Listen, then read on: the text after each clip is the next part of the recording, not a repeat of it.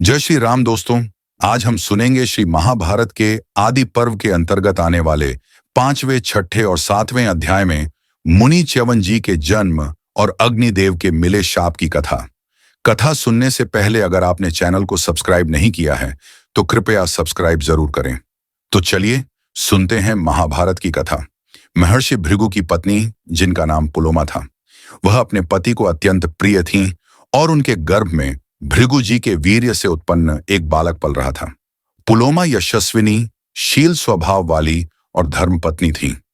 एक दिन धर्मात्मा महर्षि भृगु स्नान करने के लिए आश्रम से बाहर गए हुए थे। उसी समय एक राक्षस, जिसका नाम भी पुलोमा था, उनके आश्रम पर आया। आश्रम में प्रवेश करते ही उसकी दृष्टि महर्षि भृगु की पतिव्रता पत्नी पुलोमा पर पड़ी और वह कामदेव के वशीभूत होकर अपनी सुध बुध खो बैठा। पुलोमा ने राक्षस को अतिथि मानकर वन के फल मूल आदि से सत्कार करने के लिए न्योता दिया। राक्षस काम से पीड़ित था और पुलोमा को अकेली देखकर मन ही मन बोला, मेरा तो काम बन गया। उसने पुलोमा को पहले ही वरण कर लिया था। हुआ यह था कि बाल्यावस्था में पुलोमा रो रही थी।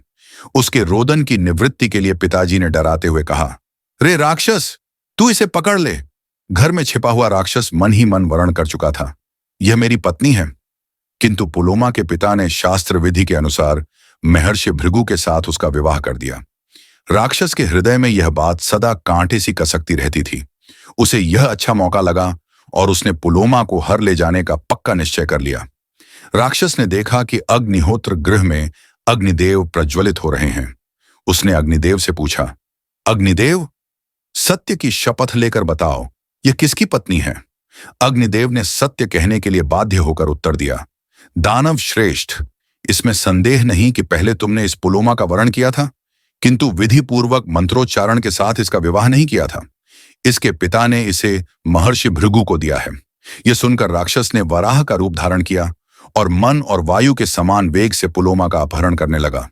उस समय पुलोमा के गर्भ में निवास कर रहे बालक च्यवन अत्यंत रोष के कारण योग बल से मातृकुक्ष से बाहर आ गया।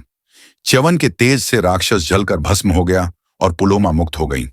पुलोमा अपने पुत्र च्यवन को लेकर ब्रह्मा जी के पास चली गई। ब्रह्मा जी ने पुलोमा को सांत्वना दी और उनके आंसुओं से एक बड़ी नदी प्रकट हो गई, जिसे वधूसरा नाम दिया गया। महर्षि भृगु अपने आश्रम में लौटे और वहां अपने पुत्र च्यवन और पत्नी पुलोमा को देखा। जब उन्होंने पुलोमा से सारी बातें जान ली तो वे बहुत क्रोधित हो गए और बोले, कल्याणी, तुम्हें हर लेने की इच्छा से आए हुए उस राक्षस को तुम्हारा परिचय किसने दिया? वह राक्षस तुम्हें नहीं जानता था। सच सच बताओ, मैं उस अपराधी को शाप देना चाहता हूं। पुलोमा ने कहा, भगवान, अग्निदेव ने उस राक्षस को मेरा परिचय दे दिया, जिसके कारण वह मुझे उठा ले गया। आपके पुत्र के तेज से ही मैं उस राक्षस के चंगुल से छूट सकी। वह राक्षस गिरकर झलकर भस्म हो गया। महर्षि भृगु का क्रोध और भी बढ़ गया।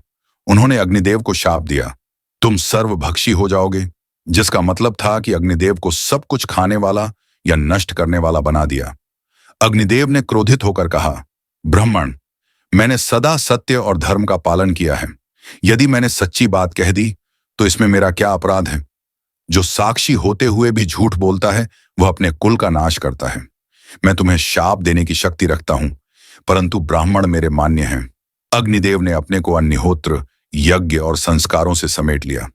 इसके बिना समस्त प्रजा दुखी हो गई। तब महर्षि और देवता ब्रह्मा जी के पास गए और अग्निदेव के शाप की बात बताई। ब्रह्मा जी ने अग्निदेव को बुलाकर कहा, तुम सारे शरीर से सर्वभक्षी नहीं होोगे। तुम्हारी क्रव्याद मूर्ति ही सब कुछ भक्षण करेगी। जैसे सूर्य की किरणों से सब कुछ शुद्ध होता है, वैसे ही तुम्हारी ज्वालाओं से सब कुछ शुद्ध हो जाएगा। अग्निदेव ने कहा, एवमस्तु, और वे ब्रह्मा जी के आदेश का पालन करने लगे। इसके बाद देवर्षि, आशी और देवता प्रसन्न होकर अपने अपने स्थान को लौट गए।